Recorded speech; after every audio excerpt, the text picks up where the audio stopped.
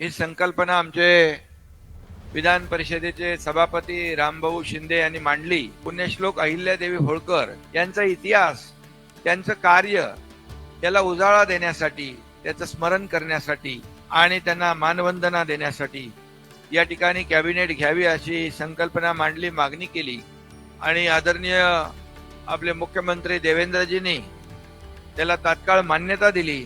त्याबद्दल मी मुख्यमंत्री महोदयांचं मनापासून अभिनंदन करतो आणि रामभाऊंना देखील धन्यवाद देतो।